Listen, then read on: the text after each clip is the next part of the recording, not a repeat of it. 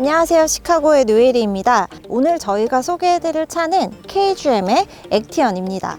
액티언은 역사가 좀 오래됐습니다. 2005년에 이제 처음 출시가 됐고요. 그때 당시에 국내 최초의 그 쿠페형 SUV라고 해서 굉장히 화제가 됐었는데요.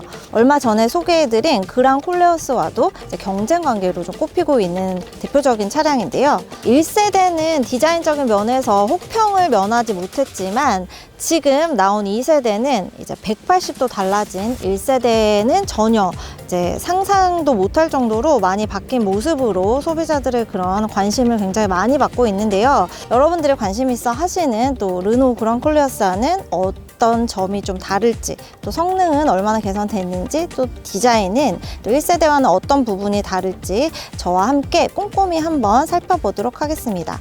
그럼 지금부터 액티언 리뷰 저와 함께 하시죠.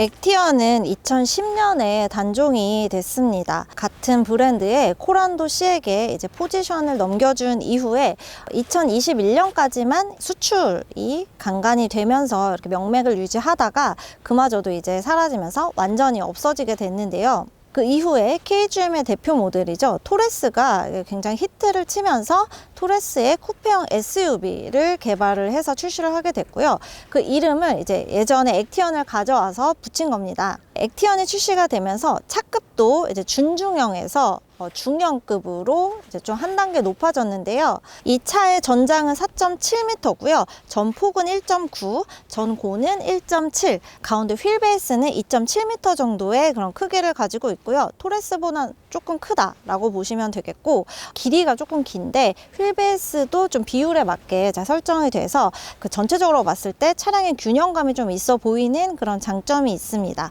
전면부 먼저 살펴보시면 KGM답게 좀 강인한 그런 느낌이 드는데요.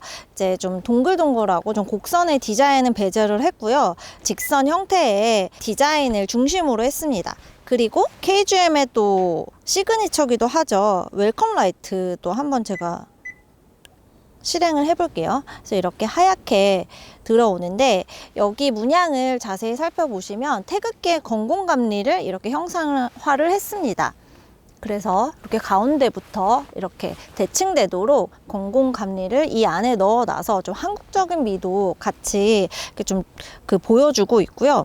네, 그리고 이 하단에는 이제 열을 식혀주는 그 흡기구가 이렇게 장착이 되어 있습니다. 액티언의 경우에는 좀 헤드램프가 조금 하단에 이렇게 배치가 된 점이 좀 디자인이에요. 토레스가 출시됐을 때 이제 헤드램프에 눈이 좀 쌓이고 이런 단점이 있어서 이번에 액티언에서는 그거를 확실히 이제 개선을 했습니다. 그래서 뭐 눈이 오거나 비가 왔을 때 전혀 뭐 헤드램프가 안 보이거나 뭐 좀 그 제약을 받는 그런 거는 없어 보입니다.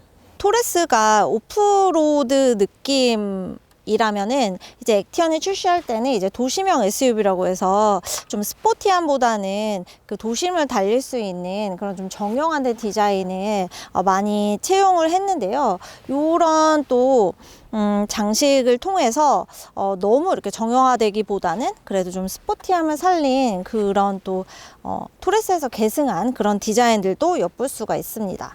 엔진룸도 한번 살펴보겠습니다. 액티언의 엔진 사양은 1.5L 4기통 가솔린 터보 엔진으로 되어 있고요. 여기서 나오는 퍼포먼스는 이제 최고 출력은 170마력 정도 되고 최대 토크는 28.6kgm/m 정도입니다. 이 사양은 그랑 콜레오스와는 비교했을 때 조금 더 좋은 퍼포먼스지만, 그랑 콜레오스는 이제 하이브리드 모델이기 때문에 전기 모터와 합산을 하면 그 수치는 조금 달라진다는 점 알아두시면 될 것 같습니다. 측면부로 자리를 옮겼습니다. 아무래도 쿠페형 SUV라서 그런지 SUV지만 굉장히 고급스럽다는 느낌을 저는 처음부터 좀 받았는데요.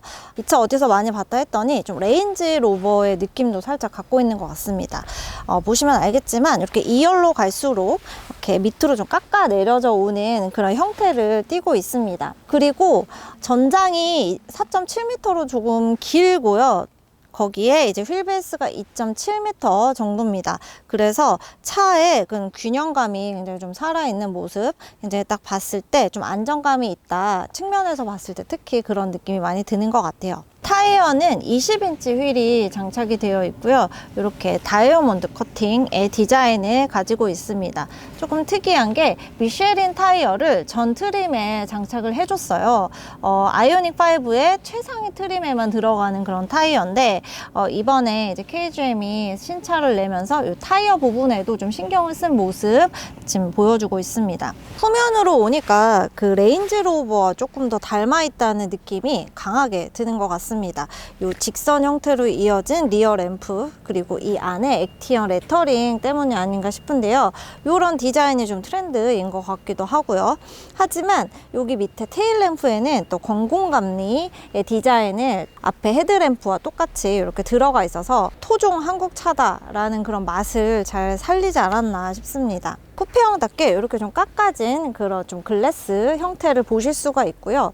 트렁크 용량은 668리터 정도 되고요. 2열을 접었을 때는 1568리터까지 늘어납니다. 180이 넘는 그 남성이 누웠을 때도 충분히 누울 수 있는 그런 용량이고요. 대신에 토레스가 700리터가 넘었기 때문에 그보다는 조금 좁습니다.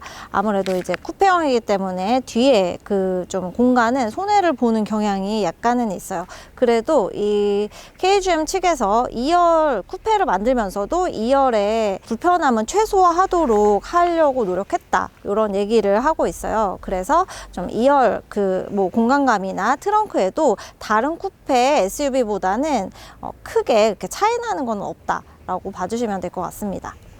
운전석에 처음 앉았을 때 가장 먼저 든 생각은 이제 도시명 SUV를 표방한다는 차답게 굉장히 좀 고급스럽고 세련되다는 느낌을 가장 먼저 받았습니다. 이게 정말 KGM에서 만든 차가 맞나 싶을 정도로 너무 세련되고 이런 소재감도 굉장히 좀 깔끔하게 되어 있는 느낌이에요. 우선은 이제 착장감 먼저 설명을 드리면 운전자가 딱 앉았을 때 일단 시트감이 굉장히 폭신합니다. 그리고 다 천연 가죽으로 되어 있기 때문에 이런 시트의 질감도 굉장히 부드럽고요. 또 폭도 좀 넓어요. 이 운전자와 이제 조수석의 폭이 또 이제 다른 차들에 비해서 조금씩 더 넓게 좀 책정이 되어 있기 때문에 앉았을 때 편안한 느낌이 좀 드는 점이 장점입니다. 그리고 스티어링 휠도 설명을 드릴게요.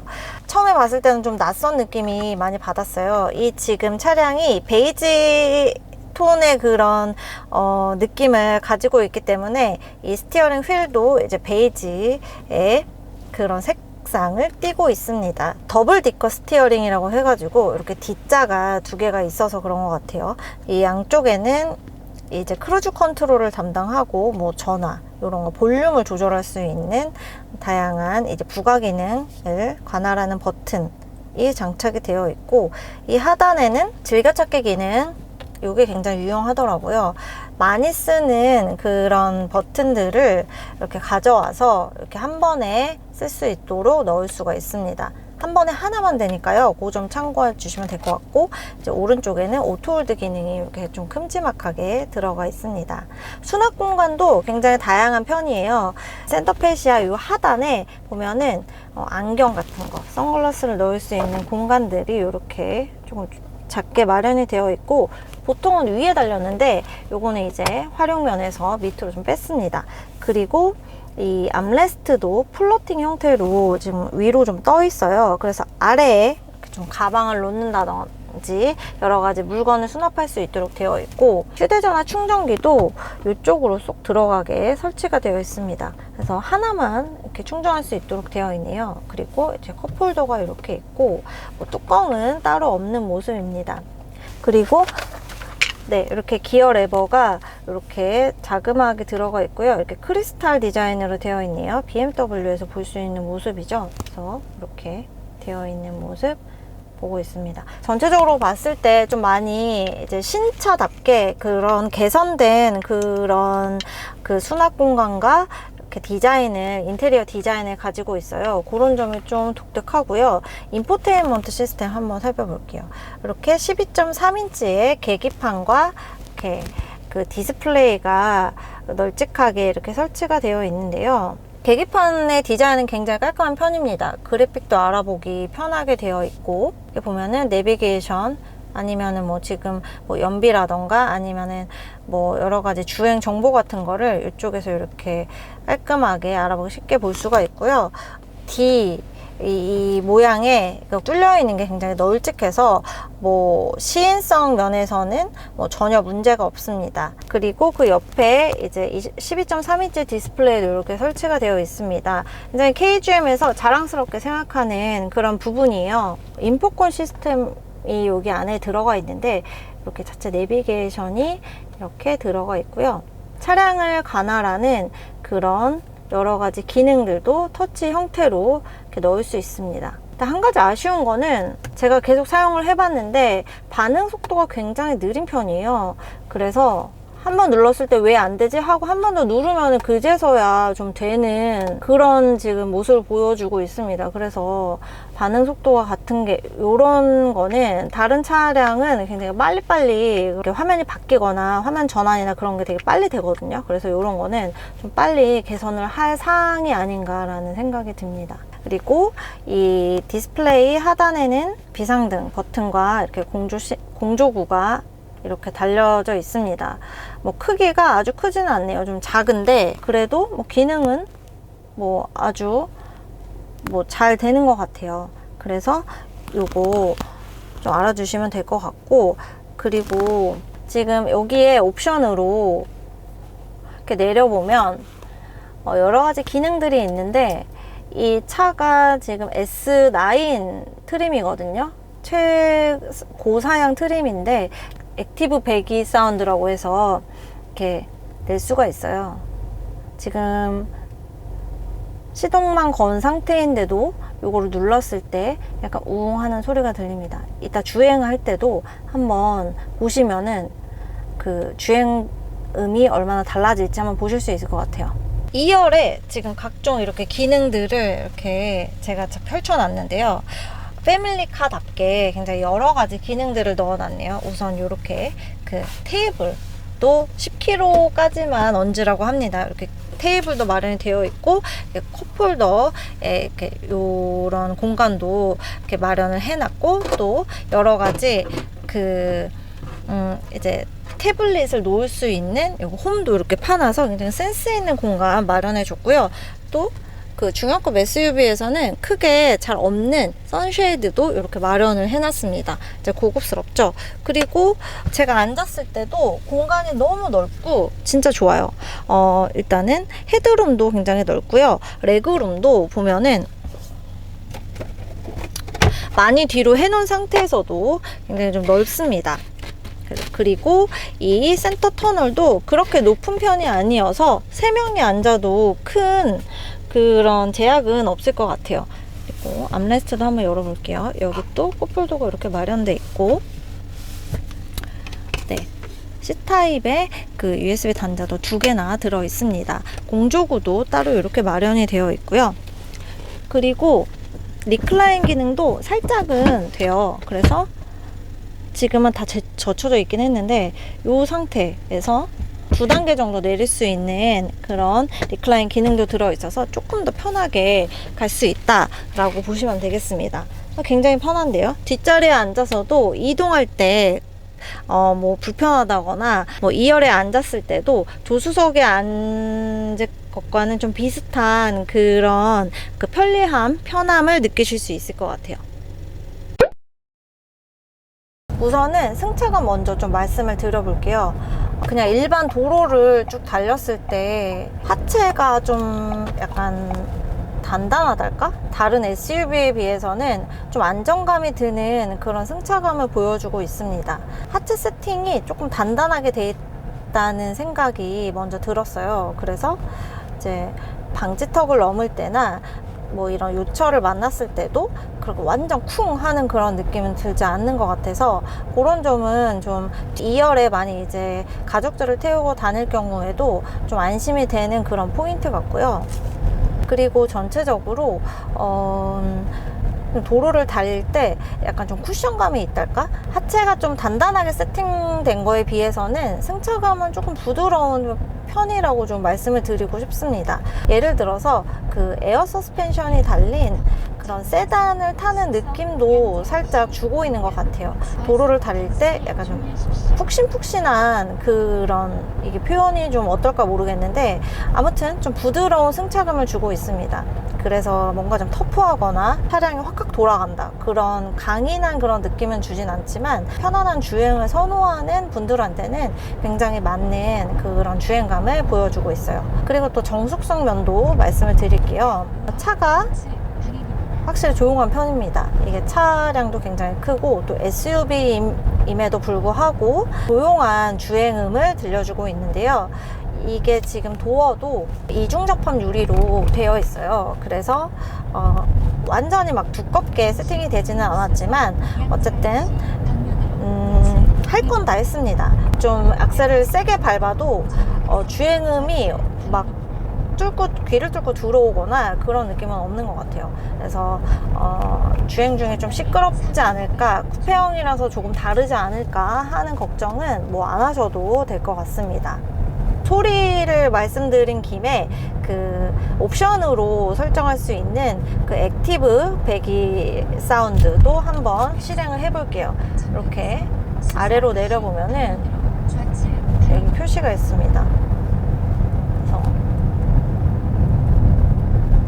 네, 지금 창문을 다 닫고 있는데도 미세하게 좀 소리가 달라지는 느낌을 지금 주고 있어요. 다른 차들이 이제 스포츠 모드나 스포츠 플러스 모드를 이제 설정을 하면은 나오는 그런 배기음을 이제 그냥 일반 드라이브 모드에서도 이렇게 즐길 수가 있습니다.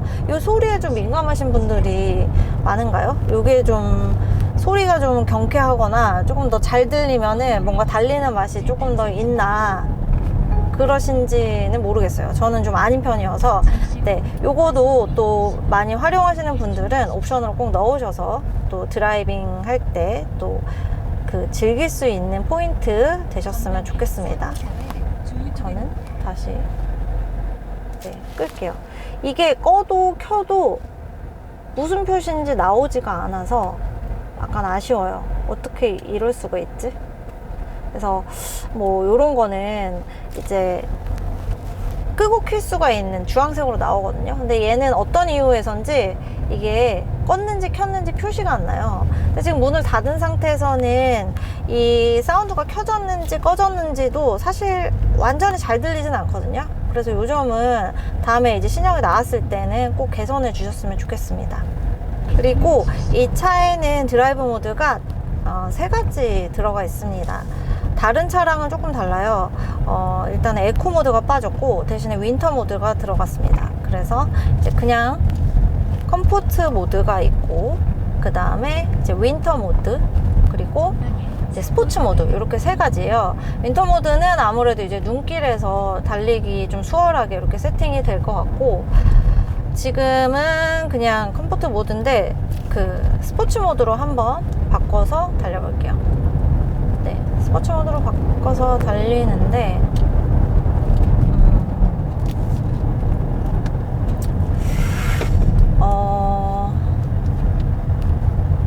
제가 디스플레이 설명을 하면서 반응 속도가 조금 늦다, 터치했을 때 터치감이 조금 잘 안 드는 느낌이 든다 라는 말씀을 드렸는데 그 느낌이 그대로 이 차 악셀을 밟았을 때 이 가속감에서도 똑같이 느껴지는 것 같아요. 그래서 스포츠 모드라고 하면은 나는 달릴 거야 라는 마음을 가장 먼저 먹고 이제 막 악셀을 쭉 밟는 그런 분들이 많잖아요. 아까 쭉 밟았을 때 이게 딱 치고 나가는 힘은 크게는 없는 것 같아서 그 점은 약간 의아합니다. 이게 스포츠 모드가 2가지도 아니고 또 1가지로 되어 있기 때문에 좀 더 이제 가속감이나 이제 반응 속도를 조금 더 빨리 올렸으면 어떨까 하는 생각이 들어요. 하지만 다르게 생각하면 이 패밀리카고 또 여러 명이 타는 또 중형급 SUV다 보니까 뭐 여러 명 태우고 막 그렇게 과속하거나 빨리 달릴 일은 사실은 없어요. 그리고 SUV 자체가 차량이 굉장히 크고 속도를 내려는 차는 아니다 보니 그런 콘셉트에는 뭐 확실히 충실하게 지금 가고 있지 않나라는 생각이 들어요. 편안하게 그리고 좀 안정감 있게 운전을 원하는 분들한테는 거기에 맞는 좀 스포츠 모드도 그렇게 설정이 되어 있지 않나라는 생각도 해봤습니다.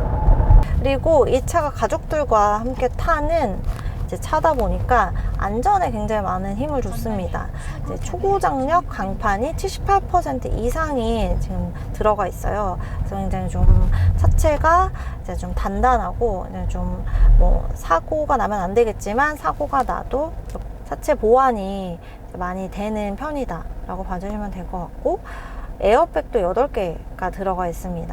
그래서 확실히 사고에는 좀 대비를 해놨다. 좀 안전에 좀 많이 좀 신경을 썼다라고 좀 보시면 될 것 같습니다. 그리고 이제 물리적인 안전 장치 외에도 이렇게 시스템적으로도 안전 사양을 다 집어 넣는데요.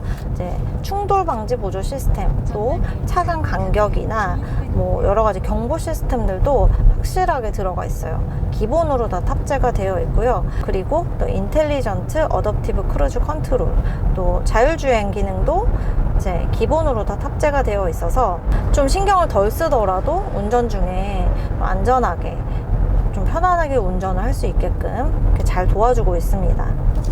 지금 어댑티브 크루즈 컨트롤을 지금 켜고 달리고 있는데요. 55km로 설정을 해놨기 때문에 여기에 맞춰서 이렇게 잘 달려주고 있어요. 하지만 앞에 차가 나타나면은 조금 브레이크를 밟아줘야 됩니다. 이게 자율주행 기능만 믿고 완전히 뭐 핸들에서 손을 떼고 막 운전을 하시거나 그런 경우들 좀 많이 봤거든요. 근데 그거는 좀 옳지 않은 행동 같아요. 그래서 항상 스티어링 휠에는 손을 얹고 자율주행 기능을 켰다고 하더라도 좀 경계를 하면서 이렇게 좀 운전을 하는 자세는 좀 필요하다고 생각합니다. 지금까지 저와 함께 액티언 타보셨는데요. 이 차는 두 가지 트림으로 나뉩니다. S7이 이제 3,395만 원이고요. 그리고 저랑 같이 타본 S9이 3,649만 원으로 책정이 되어 있는데요. 추가할 수 있는 옵션이 그렇게 많지도 않아요. 그래서 많은 그런 옵션을 담아도 한 4천만 원 초반대에서는 이 액티언 고사양을 사실 수가 있을 것 같은데요. 타 브랜드의 중형급 차량의 가격과 비교를 했을 때 액티언 충분히 선택할 만한 가치가 있는 차다라는 생각이 들었습니다. 여러모로 환골탈태한 KGM 액티언, 이 차량을 눈여겨보신 분들이라면 저희 영상 참고하셔서 가까운 시승센터에 가서 꼭 시승해보시고 선택 한번 하시면 좋을 것 같습니다. 오늘 영상은 여기까지고요. 또 궁금하신 차량이 있으면 저희 영상 댓글로 남겨주세요. 그럼 저 노엘이가 언제든지 씩하고 하겠습니다. 그럼 다음 영상까지 안녕!